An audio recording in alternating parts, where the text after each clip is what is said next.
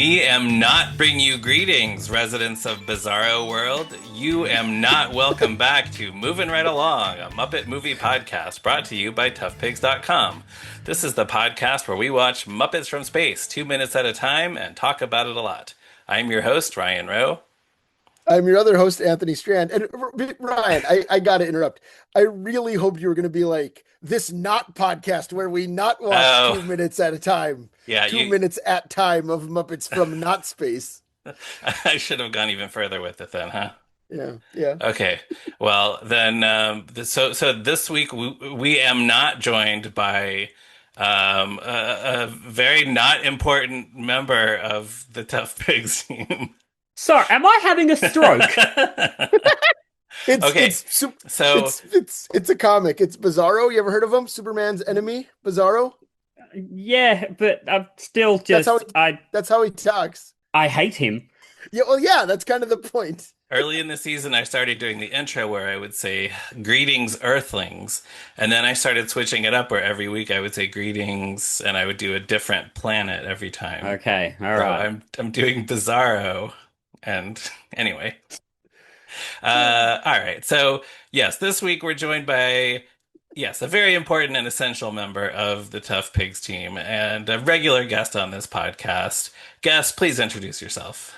Hello, I'm Jarrod Fairclough. Oh, me, not Jarrod, not Fairclough. Or There is you that a thing? go. Did I do it right? Yeah. Yes, Yeah, I Bizarro Perfect. Jarrod Nailed it. Fairclough. Great. But Thanks they for being call with me. us.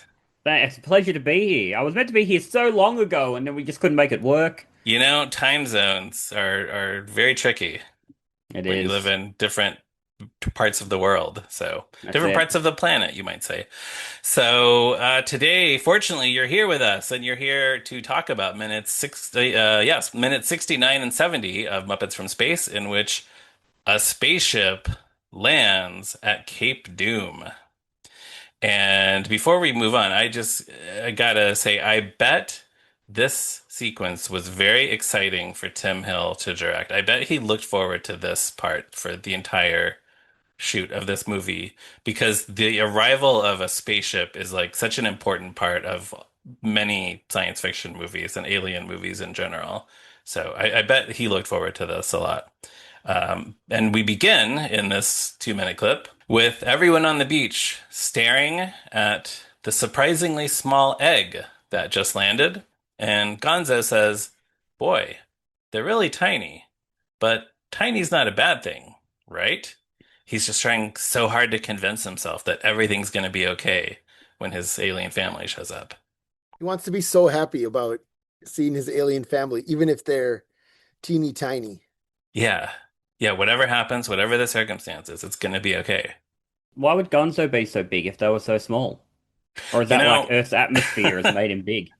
that's a very good question. I Yeah, hope so. I wish that was the case. yeah, yeah, I guess he's not really thinking about that. And then Kermit, ever the supportive friend, says, "No, yeah, yeah, Tiny's good." So, not a joke once again, but there it is. Kermit being a good Ker- friend.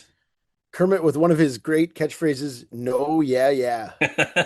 Right. That- I should say one of my favorite parts about this shot is if you look at Sweetums in the background, he just scratches himself. Oh, that's funny. And it's just a fun little bit that I'm assuming John Henson is performing him here and just went, I'm just gonna scratch his face a little bit. It's just a fun little bit of world building. Yes, and I like Sweetums in all of this entire sequence on the beach. I Mm. just like seeing Sweetums there. And like when the wind blows and you can see his fur kind of flying and rippling. I'm just so happy that he's a part of this. Yeah. So then Rizzo says, "Wait a minute. Are you telling me we came out in the middle of the night for a stupid egg?" And he does kind of really over enunciate the word a stupid egg. Pepe shushes him and says, "It could be full of chocolate, okay?" That is one of the lines that stuck with me through this film when I was a kid watching it. In a good way? You thought it was funny? Yeah, no, I just every Yeah, time I saw something small from the age of about 10 to 15, I would go, it could be full of chocolate. It great. could be. Love that. Yeah.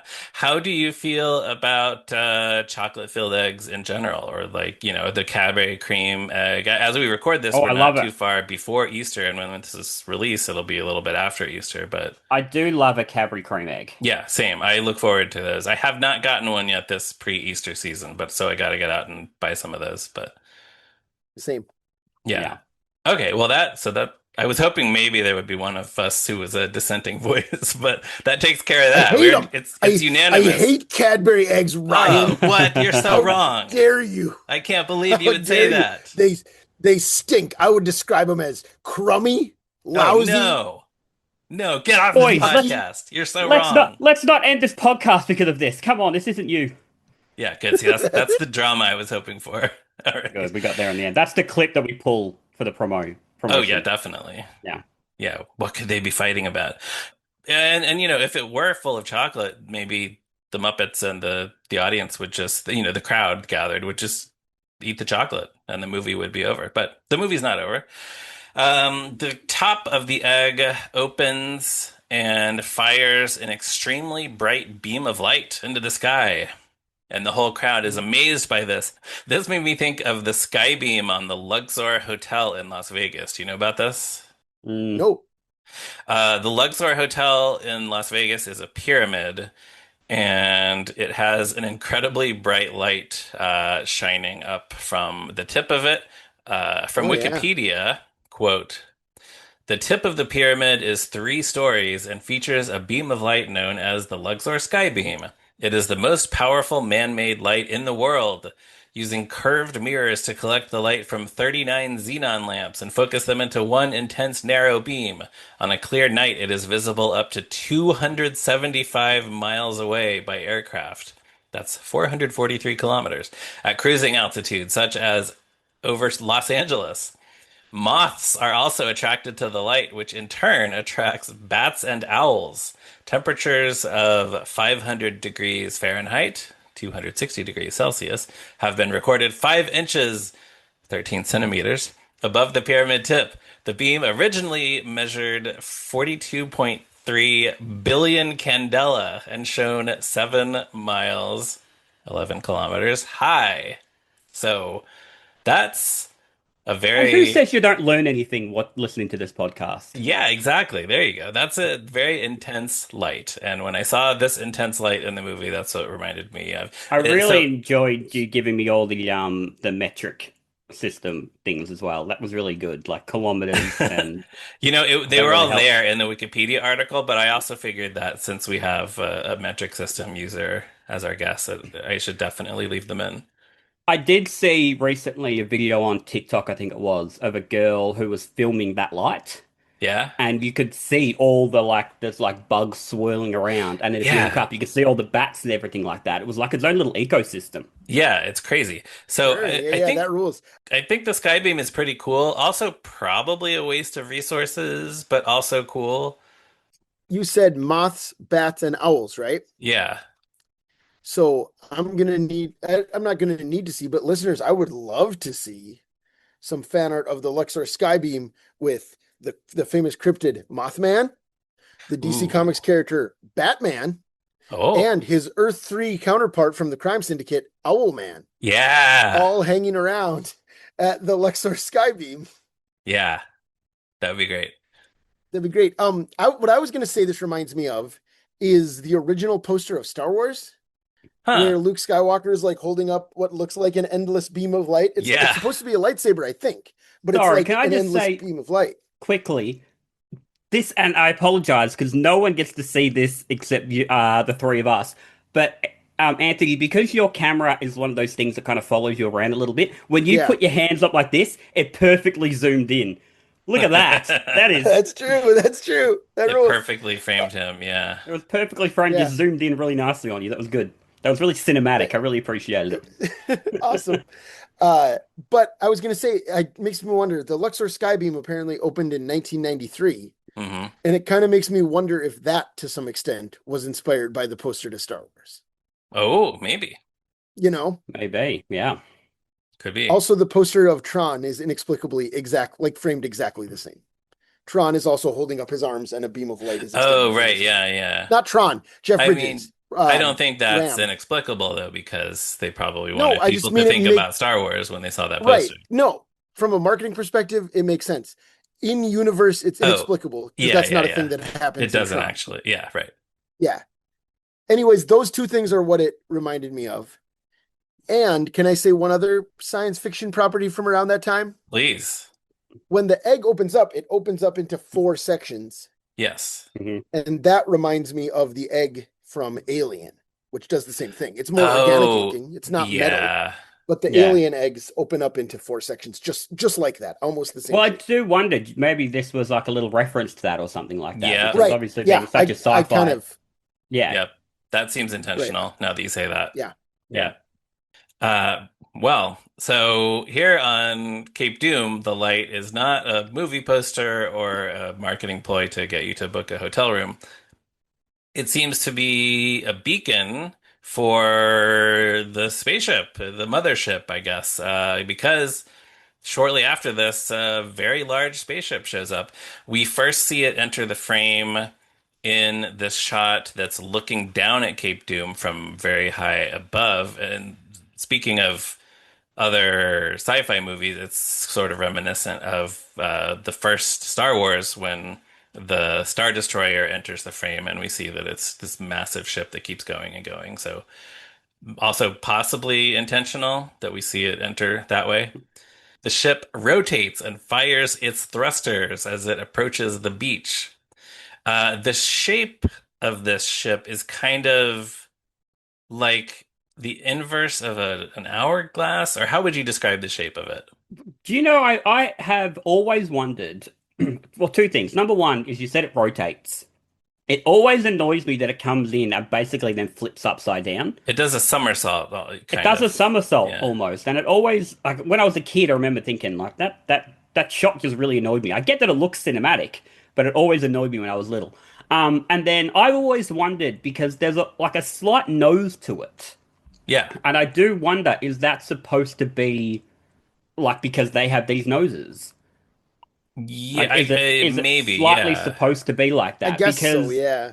even like when, granted, we won't see it in this 2 minutes, but I know when like the thing opens a little bit, it almost even opens like a mouth, the bottom ring. And so I did wonder if it's supposed to look a little bit like Gonzo or his species. Yeah, there might be something to that, sure. It would be better if it was more pronounced, I think, if that's true.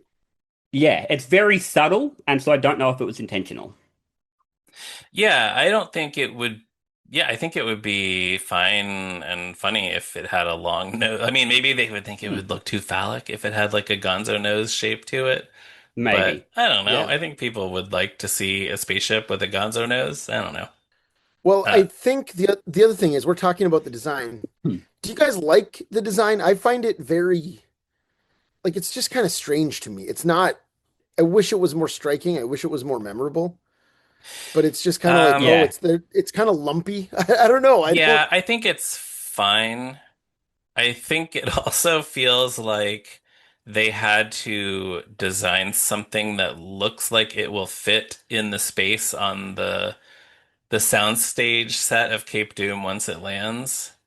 So Sure. maybe that was a Yeah. consideration. Well, the size of this spaceship changes shot to shot. Yeah, especially from the time when we first see it enter the frame in the sky to when it lands. Yeah. Like, yeah, you can't like it shot to shot. It's either like when it first comes down, in that first big shot, as you see the I guess from the top, from like standing in space above it. As it sort of heads down towards the myriad of people. There you go, little Easter egg for the 70 Yeah. years fans. There we Um, go. but there you go. Anthony really wanted me to say that. I'm so delighted. As it got to as it gets towards the myriad of people, it looks quite small, but then there's other shots in this where it looks giant, and there's no consistency one shot to another. Yeah. Much like King Kong, who is Well, yeah, many times taller once they get to New York than he is in the jungle. right. So it's in good company. Yeah. like 20 feet versus 60 feet or something, you Have know? we talked about Kong versus Godzilla? Can we just talk about Kong? Let's get rid of the I rest don't of this I thing don't and think just the talk about three Kong of us versus have ever Godzilla. talked about Kong versus Godzilla, but go Because for it. they are, for me, those are, you know how some people, like, I have a friend who is the world's biggest movie snob. He is, like, just obsessed with films and high art and all that sort of stuff, but loves the Fast and the Furious movies. They are his, like, guilty pleasure. For Hmm. me, my guilty pleasure are the Kong vs. Godzilla movies. Sure. And I I've only love seen the the first second one one. and I liked it. I Well, only seen the first one and I liked it okay. and it was Like, great, right? And then the second one is just there's an old Family Guy joke where they go and see Jaws 2, and it's called Jaws 2 Bigger Jaws, and it's just mhm. Jaws fighting a bigger Jaws. Hmm. That's what Kong vs. Godzilla 2 is. It's just a bigger King Kong and a bigger Godzilla, and Is these that two have to right? team up to fight the Yeah, I bigger mean, ones. that's not too Yeah. much of a spoiler to say that Yeah, there's yeah, just like another that's pretty well gorilla. established. But Yeah. I I oh should my see it. God, it's wonderful. My my thing about the first movie is the Rebecca Hall character who's Hmm. been living on Skull Island with King Kong all these years. Yeah. I thought that should have been Allison Brie's character from Skull Island. It Allison seems Brie, like it sorry, that was should have been Brie Larson's character from Kong Oh, Skull right. Yeah, Island. yes, yes. Yes, It yeah, seems like it was But supposed to now have she's been. Jessica Lange. That's what I thought they should have done yeah, Oh, because yeah. yeah, it's been 40 years or whatever. And then you get yeah. in Jessica Lange from the 1976 movie, and Yeah. she'd be well cast as old Brie Larson. Also, yeah, like it would make Right? Now, sense, you granted, I know. don't remember exactly. Like I haven't seen the first one for a while, but if I remember, you've got like Millie Bobby Brown's character, and then whatever the kid from um, I can't remember his name, New Zealand kid. Their Oh, characters the kid from Hunt for the Wilder People, right? Hunt for the Wilder People. That's what I was Ricky going to say. Great film. Baker, pom pom, Ricky Baker, Yeah, that yeah, kid, yeah. yeah. Them, and then there's someone else in them as well. Julian Dennison, Julian Dennison. and There you go. it's like Brian Tyree Brian, Henry hanging Tyler. around with Yeah, them yeah, Yeah. for yeah, some yeah. Yeah, reason he's in Yeah, in there. Atlanta. those Yeah. three, they're part of that film. They are totally irrelevant.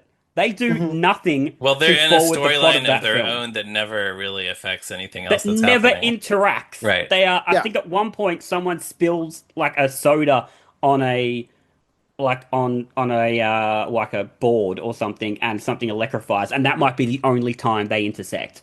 But I remember watching it going, oh wow, you could just get rid of this entire part of the film and it would not change. Also, I'm not Yeah. going to see these films for the plot line. I'm going to see a big monkey punch a big lizard. Right, right. And Yes. well, and her Millie Bobby Brown's dad. This is why I think Jessica Lange should be in it.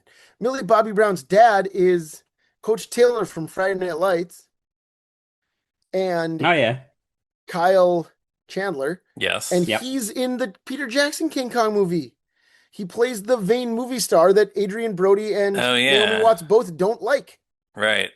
So he's in two different unrelated King Kong movies. Yeah, that is weird. It is. Huh. So that's why they should have done more of that if you want to know what I think. Yeah.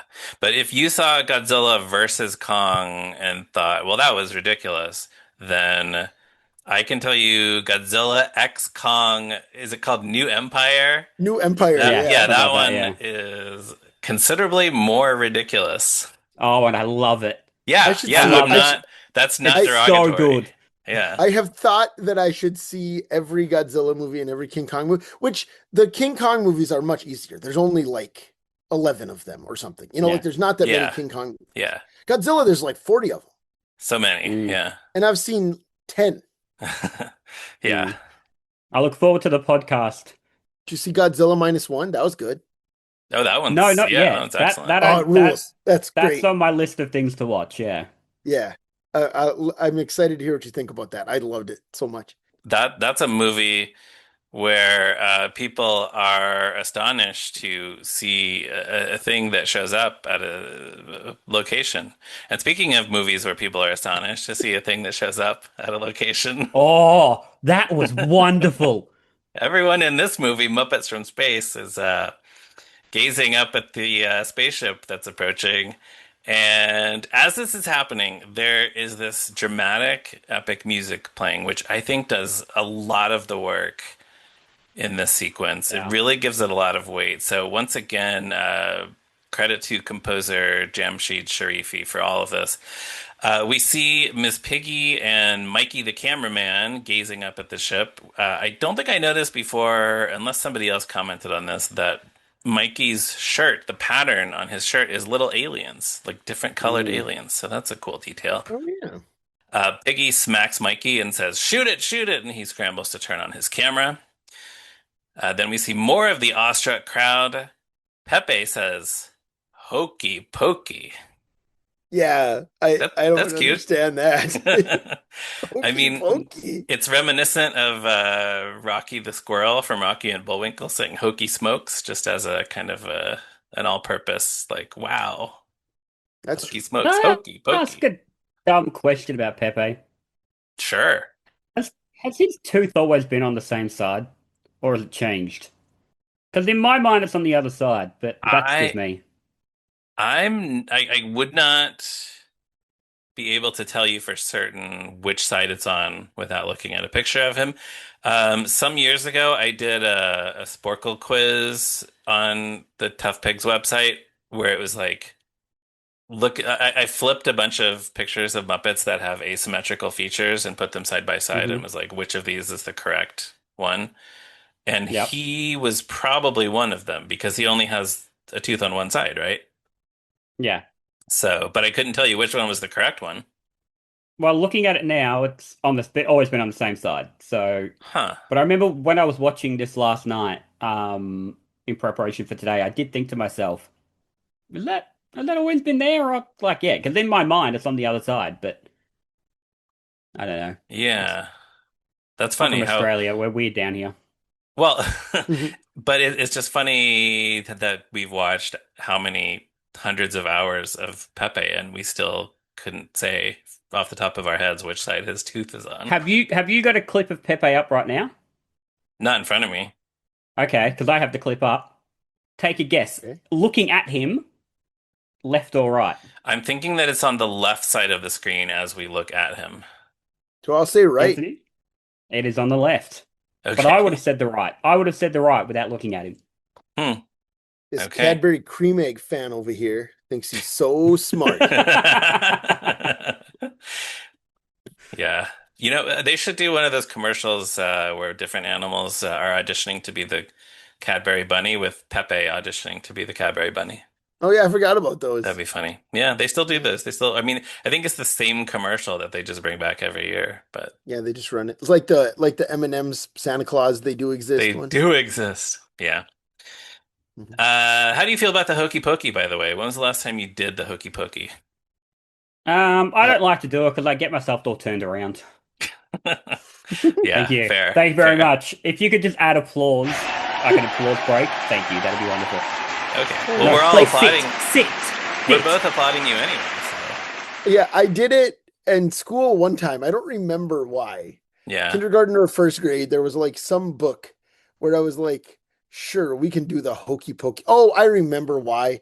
It was Where the Wild Things Are, Uh, and it was part of the Wild Rumpus after we but you read the have book. kids. Have you had occasion to do the hooky pokey, like to keep your With my kids children, distracted or occupied, like your kids are my bored or my yeah. children, no, one Miles never stops moving.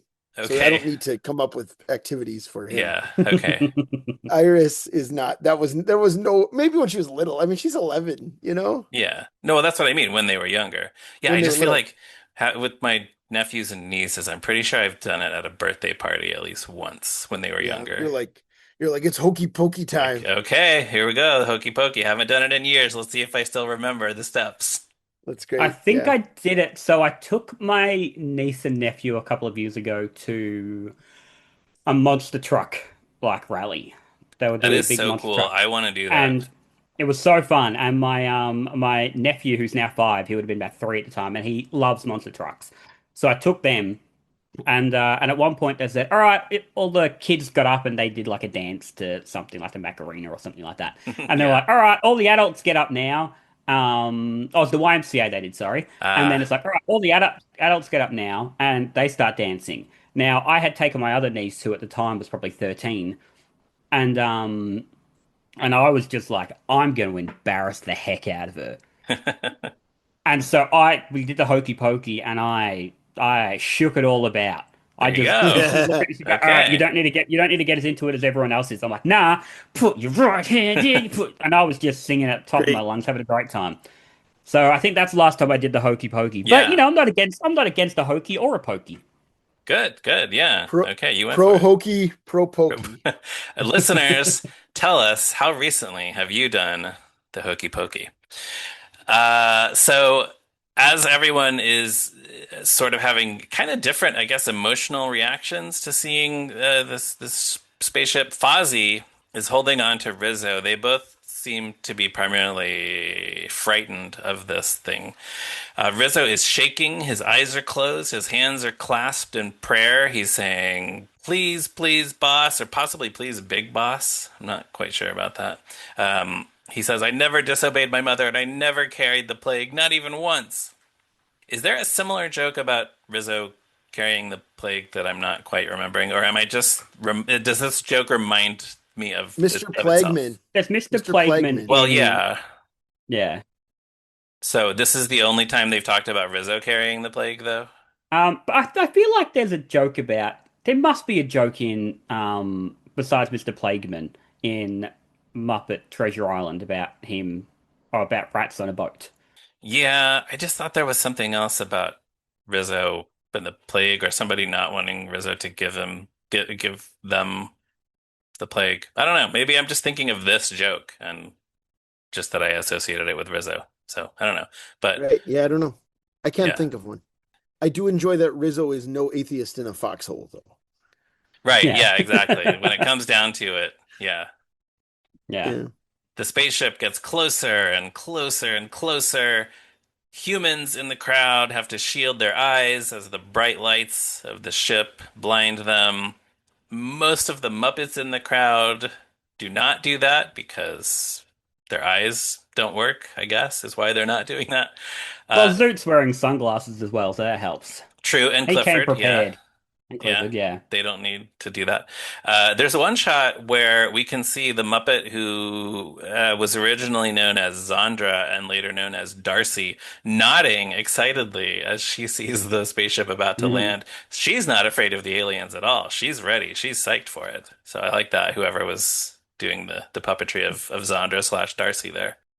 This film has moments where that they aren't shy about the fact that you can see puppeteers' heads in some of this, Oh, in some of this film, where'd you see right? him? You can see them in. So I should say, not in any of this 2 minutes. I scrubbed through this thing Oh, frame by okay. frame looking. But I know that in that bit where you see Bunsen and Beaker when they're going through all the things before they go to Covenant, um, like I know when Bunsen and Beaker walk around, there's heads galore in that shot if you know where to look. Huh. But I was looking at this going, oh, there's no way in hell that in a giant crowd shot where there's a bunch of Muppets dotted throughout, there's no way in hell you're not going to see at least an arm or a head or something like that. I scrolled through this thing frame by frame, and kudos to the puppeteers and to the cinematographer and to Tim Hill because not one slight millimeter of a head can be seen that I could Huh. Huh. spot. It's very well Awesome. done. Yeah, Okay. that's great. Yeah. I bet that makes me think they blocked it very intentionally so Yes. that humans are covering any, Yeah. sight line where we might accidentally see a Yeah. I puppeteer. think it's Janice and maybe Dr. Teeth. Oh, and Marvin Suggs as well, where you can tell someone is standing there so that you cannot see the puppeteer. Right. Sure. It's very Yeah, well done. that's cool. Also, and I've this relates to Zondra as well, but there is no consistency to the crowd shots. Like Sweetums, who was just behind all the main Muppets before, is now at the back of this giant crowd. Yeah. Um, Zondra and Chip are far away from each other, but in the shot where Zondra nods, Chip's just in front of her, and I'm like, that's just Oh, I wondered that about is poor Chip planning. because, yeah, I did think Chip was in a different place than he was the last time we saw him. Yeah. Huh. Yeah, That's funny. yeah. There's no consistency to it, but Sweetums is I've only just noticed now. Yeah. Huh. But at last, the ship does make landfall. A leg extends from it and comes to rest on the ground. The ground looks like sand. This is a beach, but it does not react the way that you might expect it to when this big, heavy spaceship leg lands on it. No sand blows away. It offers no resistance. It kind of reacts the way that a solid floor of a soundstage might react when a leg of a spaceship lands on it. But anyway, we don't need to. You nailed him. You roasted him.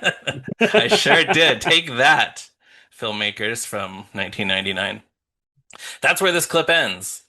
Um, I'll do the screenplay draft stuff before I ask you about your further thoughts. Screenplay draft stuff because I don't have a lot. In the early drafts of the screenplay, the Muppets friend Barbara Mallet is thrilled to be vindicated when the aliens land because now everyone can see that she was right. The aliens are real.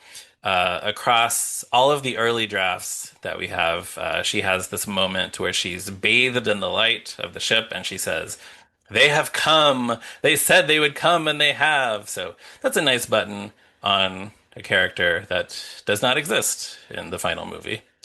And in the 11/25/1998 draft, as the ship is about to land, Gonzo says, "Kermit, they're here. How's my breath?" And Kermit gives him a mint. Which is That's cute. that's cute. They could have The Yeah. fun Muppety done joke, yeah. that. Yeah. Yeah, so that's it. Anything else on these 2 minutes? Jared, starting with you. I like the costumes. I don't know if you've talked much about the costumes of the extras and stuff in this, but there's one guy in particular who's wearing duck slippers um, in that last shot as the thing lands. And I just think, how excited was that guy when he got to set and they were like, right, this is your costume for the day. And he has bunny ears on, and it's just like these people. You would do well Yeah. to be stoned working on this film. Yeah, a Mhm. lot of them are alien themed, but not all of them really. No, some of them are just hippies. Yeah, yeah, definitely. Yeah. Yeah. That's fun. Yeah, and let me pull up my notes. Anything else? Oh, just how awful the CG is in some of these shots. Yeah. Like I'm thinking of the shot where the ship is sort of again doing that rotating and coming down. Hmm. Yeah, The that barrel roll ocean, thing. the barrel thing, the ocean and the beach just don't marry up. Like at one point the camera moves and the ocean doesn't move, but the beach does. And it just really, again, nothing you would Oh notice yeah, unless you you're were right. scrolling through this thing a couple of minutes at a Uh-huh. time. But it is awful. Yeah. Yeah. Yeah. It was 1999, but they did not have a Phantom Menace budget on Muppets from No. They did Space. not. No, the budget was about $4 for this film. I wonder how many Muppets from Spaces you could make for the cost of one Phantom Oh, Menace. I'm sure we could do that math. We could figure it out, yeah. Yeah. Was that everything, Jared? That's all my notes. Yes. All right, Anthony, did you have anything else on these two Uh, minutes? I mean, I kind of said this, but you talked about the Star Destroyer at the beginning of Star Wars Yeah. going over the camera, but the sci-fi movie from around that same time that this reminds me of is Star Trek: The Motion Picture, Oh, okay. which spends so long lovingly showing the Enterprise leaving dry dock. Okay, yeah. And later we see some other like very leisurely shots of just like, hey, it's the Enterprise on the big screen. Yeah. And well, and like I mean, I said this already about the design, I guess, but I think the difference is that like, yeah, those things take a long time, but it's fun to see a Star Destroyer and it's Sure. fun to see the Enterprise. Yeah. And it's not really that fun to see this ship for this long, Mm. No, that's a really good point. Yeah, you 'cause know? yeah, well, that also makes me think of 2001: A Space Odyssey, where Mm-hmm. there's so many shots of just the various space vehicles just kind of floating along, and they just look so good and so cool, and you're just so you just it's just so nice looking at them because they look so good and so I don't know, so believable on screen. But yeah, this Yeah, is not the same as that. Far from it. right. So. Yeah. Jared, we ask all of our guests on this season two questions. The first one being, what is your history with this movie? I remember the first time I saw it was probably probably a year after it had like been released. I didn't see it in cinemas. Hmm. I'm not sure why because I had seen Muppet Treasure Island and I'd sort of latched onto the Muppets by that point. And so I remember we went to there was a yard sale that some friends of ours were having.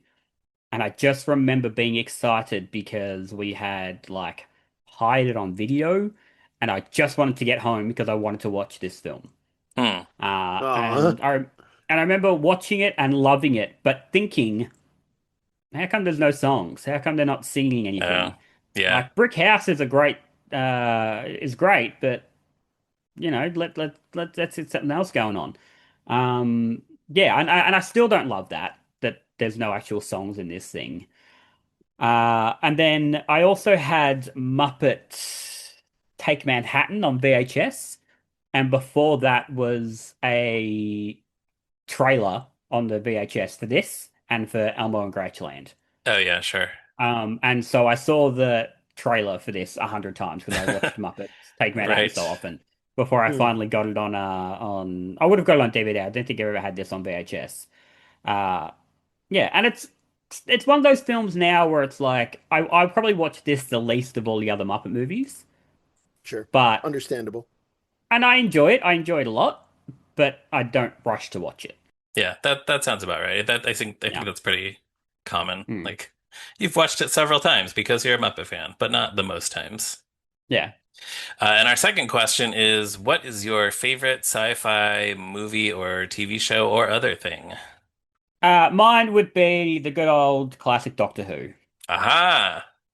So dog. There we go. Doctor Who means a lot to me. My dear late father, he for a long time he was like, "You should watch Doctor Who with me," and I was like, "I don't want to watch Doctor Who with you." And he would ask me every week, "Watch Doctor Who with me." So one day I finally went. It was during David Tennant and Catherine Tate's era. He goes, "Watch Doctor Who with me." I was like, "If I watch Doctor Who with you, will you stop asking me?" And he goes, "Yep, watch one episode. I'll never ask you again." And so I sat and I watched an episode of Doctor Who, not even a good one, but Uh-huh. like because Which now I've one? seen the rest of them. It was the one with the giant bee, The Unicorn and the Wasp. um, the Unicorn of the Wasp. There you go, it was that Oh, one. yeah. And then Two it's things. Two things. yep. One, I love that one. Two, Gareth Roberts, who wrote it, is a turf and a piece of garbage. Oh And no. get out of here, Oh, that's a Gareth Roberts. shame. But I have a lot of affection for those early episodes he wrote. Well, that is yeah, that is the episode that we watched, and it finished, and I turned to Dad and I was like, "Is it on again next week?" And Dad's like, Ah, "Yes." Oh, And then from then on, my father and I watched it together. Until my father passed away. And we had yeah. a fun thing where we would say, pretty early on, I would turn to my dad after every episode and I'd be like, maybe I'll be a Time Lord. And my dad would go, you'd be a good Time Lord. I And I love it. mention that because when my father passed away a few years ago, actually, we're coming up to 3 years, I got a tattoo of the TARDIS. And as I'll show you two, you can see it here. there it is on his On my arm. arm, and Oh, it says you'd be a good time lord. I love yeah. that. Love it. Wow. Yes, so I got that when my father passed away. So That's so special. Yeah. and so yes, and so it's been strange watching Doctor Who now without my dad because I'd never watched Doctor Hmm. Who without my dad before, but he passed just Sure. before And the 60th specials. right, I was gonna ask. Yeah, he didn't even get to see those. I'm so No, sorry. no, he saw Jodie Whittaker regenerate into David Tennant. He had no idea that was going to happen. I had been spoiled, unfortunately, so I knew. Sure, sure. Hmm. He didn't know that was going to happen. He was very excited because he loved David Tennant. But yeah, I remember that the night that the the first episode of the 60th anniversary aired, the one with the what's the Meep or whatever it's It- called, the Meep. It's called The Star Beast. Is the name of the the episode. Star Beast. Yeah. Yes, The Meep is the name of the monster. Yeah. yes, when that one thing, I had a really nice day. I gave myself a really nice day. I made myself like my favorite dinner, and then I sat down and I poured myself. My and I used to have a little glass of port when we watched Doctor Who, and I poured 2 glasses of port. And my mum had given me because my dad had this special port. My mum Oh, gave buddy. me some, so I had 2 glasses of port, and I drank mine, and I left my dad's, and then I finished it, and I braced my dad's, and I said maybe I'll be a Time Lord, and I drank his. Oh, And so Beautiful. that is my that's why Doctor Who would just always be mine and my dad's thing. yeah. Yeah. Awesome. Wow. That's a Yeah, great answer. thank you. Yeah. Well, with that, then, we will wrap things up for this week. As always, we want to thank Morgan Davy for our show's logo and Jordan Brandon for our theme song. Listeners, you can find Tough Pigs on the internet at toughpigs.com. We're all over social media as well as TeePublic and Patreon. You can email us at movinrightalong at toughpigs.com. You can chat with other Muppet nerds on the Tough Pigs Discord server. Anthony is on Blue Sky at Durwood Clapper. I am on Blue Sky at me, Ryan Rowe. Anthony is on Letterboxd at Zeppo Marxist. I am on Letterboxd at Movies Are Neat. Jarrod, where can people find you online? You can find me at Tough Pigs. You can find me on the Discord. I have Instagram, but it's private. I'm probably not going to accept you unless I know you. Yeah, so don't even try. But thanks Don't once even again try, for joining man. us. Thank you very much. It's a pleasure to be here, and I'm excited to come back. What's the next film? I guess it's the Muppets. That's the next Yeah, film. the Muppets is Yeah. the next 2011. one we're doing a whole season for. Yeah. Yeah. The Okay, Muppets yeah. Well, I'm 2011. excited. I'm excited to join you at some stage. Yeah, you'll be here. And listeners, be sure to tell everyone you know to listen to the show and join us again next week for another episode of Moving Right Along. Shoot it! Shoot it! Hokey pokey.